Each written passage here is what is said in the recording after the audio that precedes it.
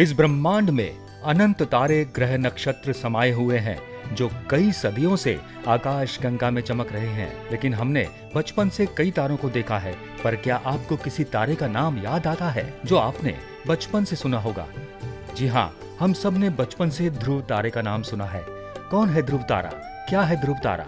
इसकी क्या कहानी है? कैसे हुई ध्रुव तारे की उत्पत्ति? आइए जानते हैं। ओम नमो भगवते वासुदेवाय। ओम नमो भगवते वासुदेवाय। ओम नमो भगवते वासुदेवाय। ओम नमो भगवते वासुदेवाय।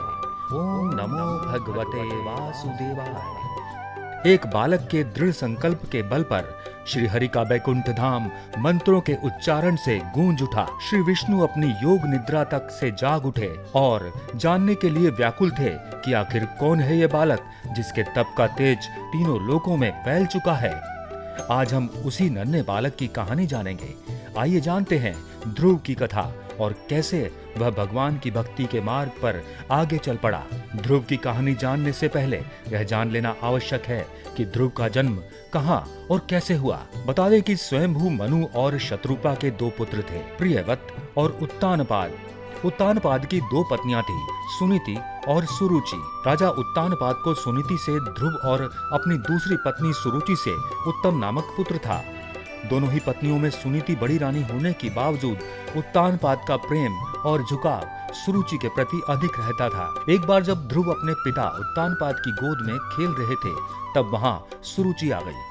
जब सुरुचि ने ध्रुव को उत्तानपाद की गोद में देखा, वह गुस्से से लाल हो उठी। अब वहां खड़े हुए मन ही मन ईर्ष्या का भाव सुरुचि के मन में बढ़ने लगा। उसने फिर अपने पुत्र उत्तम को लिया और ध्रुव को उतारकर राजा की गोद में बिठा दिया। सुरुचि ने ध्रुव से कहा कि राजा की गोद में वही पुत्र बैठ सकता है जो मेरे गर्भ से उत्पन्न हुआ है, अन्य कोई नहीं। तुम मेरे गर्भ से उत्पन्न नहीं हुआ है, इसलिए तुझे राजा की गोद या इस सिंहासन पर बैठने का कोई अधिकार नहीं। उस समय ध्रुव 5 वर्ष का था। सुरुचि जो कह रही थी उसे भली भांति समझ रहा था। उसे अपनी सौतेली माँ की बात पर क्रोध आ गया। ध्रुव वहां से भागते हुए अपनी माँ सुनीति के पास चला गया और अपनी सौतेली माता का व्यवहार बताया और सब बात बताई।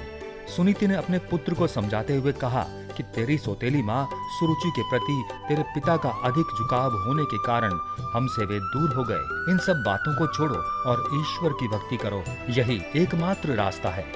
अपनी माता के मुख से ये बात सुन ध्रुव को ऐसा लगा जैसे उसे ज्ञान प्राप्त हो गया हो। इस तरह ध्रुव अपने पिता के घर को छोड़कर ईश्वर की भक्ति करने के लिए निकल पड़ा। अब भक्त ध्रुव को कथा में ईश्वर की भक्ति के लिए जाते समय रास्ते में देवर्षि नारद मिले। उन्होंने बालक को खूब समझाया, पर ध्रुव अपने हट के आगे हारने को तैयार नहीं था। देवर्षि नारद ने जब देखा कि ध्रुव दृढ़ संकल्प लिए हुए है, तो उन्होंने भक्त ध्रुव को मंत्र दीक्षा दी और फिर वे राजा उत्तानपाद के पास पहुँचे। राजा उत्तानपाद ध्रुव के चले जाने से बहुत दुखी थे।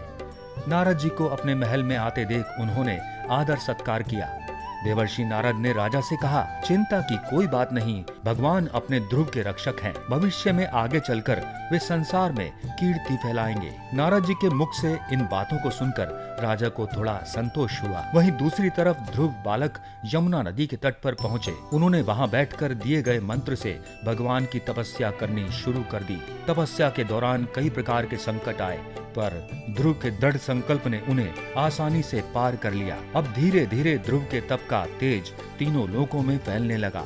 ध्रुव द्वारा किए जा रहे मंत्रोच्चारण ओम नमो भगवते वासुदेवाय अब बैकुंठ धाम तक पहुंच चुका था। मंत्रों की गूंज को सुनकर भगवान विष्णु भी अपनी योग निद्रा से जागे। उन्होंने देखा कि एक छोटा सा बालक उनकी तपस्या कर रहा है। यह दृश्य देख भगवान विष्णु प्रसन्न हुए और उन्होंने ध्रुव को दर्शन दिए। भगवान विष्णु बोले, हे भक्त ध्रुव, तुम्हारी समस्त इच्छाएं पूर्ण होंगी। तुम्हारी भक्ति से मैं अत्यधिक प्रसन्न हूँ, इसीलिए मैं तुम्हें एक ऐसा लोक प्रदान कर रहा हूँ जिसके चारों ओर ज्योतिष चक्र परिक्रमा करता है और उसी के आधार पर सब ग्रह नक्षत्र घूमा करते हैं। भगवान विष्णु ने आगे कहा कि यह एक ऐसा लोक होगा जिसका प्रलय काल में भी कभी नाश नहीं होगा और सप्त ऋषि भी नक्षत्रों के साथ उस लोक की प्रदक्षिणा करते हैं। यह लोक तुम्हारे नाम से यानी ध्रुव लोक कहलाएगा। प्रभु बोले, इस लोक में 36 सहस्र वर्ष तक तुम पृथ्वी पर शासन करोगे। इन समस्त प्रकार के ऐश्वर्य भोग कर सबसे अंत में तुम मेरे लोक बैकुंठ धाम को प्राप्त होगे। तपस्वी बालक ध्रुव को वरदान देने के पश्चात भगवान विष्णु लौट गए। भगवान विष्णु से मिले वरदान के कारण ही ध्रुव आगे चलकर ध्रुव तारा बन गए। सब्सक्राइब करें हमारे YouTube चैनल साधना गोल्ड को और पाएं वीडियो सबसे पहले। और हाँ, बेल आइकन दबाना ना भूलें।